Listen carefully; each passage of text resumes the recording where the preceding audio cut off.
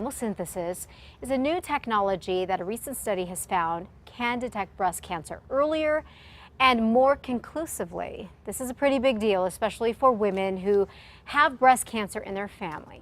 And here with us to talk more about this development are Drs. Robert Rosenberg and Dr. Deva Gerard. Good morning to both of you. Thanks for coming in. Well, thank you for inviting us. So first, let's start off by explaining, as I was just saying, tomosynthesis was kind of new to me. What's the difference? Is there a difference between tomosynthesis and 3D mammography? They're just synonyms. Okay. 3D is the trade name for the specific device. Okay. And so this is what we really want to talk about today. How does this recent finding come into play? Why is this so important? Well, it's an improvement in our standard way of doing mammograms. Okay.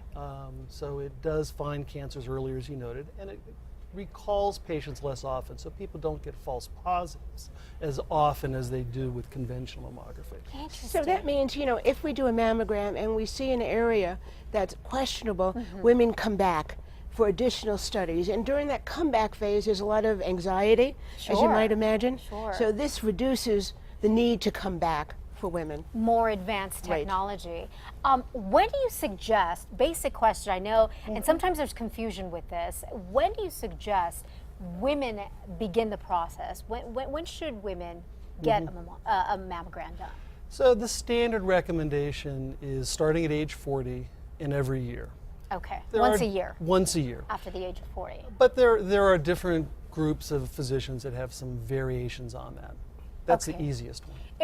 If you have a family history, let's say your mother, your grandmother, your aunt, should one call the doctor and schedule one if there's history? So what one would want to do is know two things. Okay. One is their breast tissue dense? Meaning, is it thick so it's difficult for the radiologist, for the breast imaging radiologist to look at and see very small differences. How do you know that? Self-exams? Unfortunately, no. Only really the first mammogram defines it. Gotcha. And it also evolves with age. So most women will get a lot less dense with time, but everybody's different. Interesting. And the other part is to know what your risk is, and the risk is based upon, do you have a family history? Your mother, your sister, your daughter. Do you have further out cousins, aunts? And did those people have breast cancer on one side or both sides? Were they under the age of 50 when they had breast cancer? Did they have were both breasts affected? So you want to know, those are the women that are high risk, and we have a high risk breast cancer clinic at Presbyterian that follows and helps these women make their decisions. Is 3D mammography saving more lives, you think, here in New Mexico? It's too early to really tell. Okay. What we do know is that finding cancer earlier should save lives. Does it hurt? Does it hurt when you get a mammogram? I wonder that, and I know a lot of women wonder that. I can talk to that. Please. These are the type of questions people want to know. Right, exactly.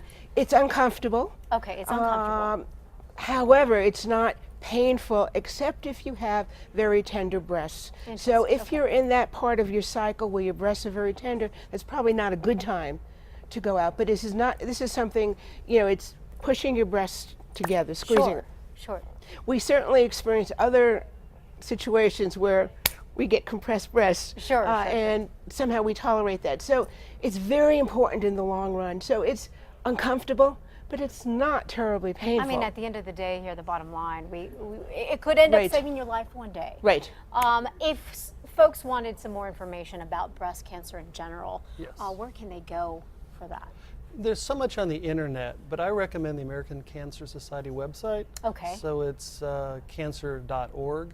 And I believe we have that set up already on our website, making it easier for you folks at home to find a link. We also have this phone number here. It's a toll-free phone number, 24 hours a day, 1-800-227-2345.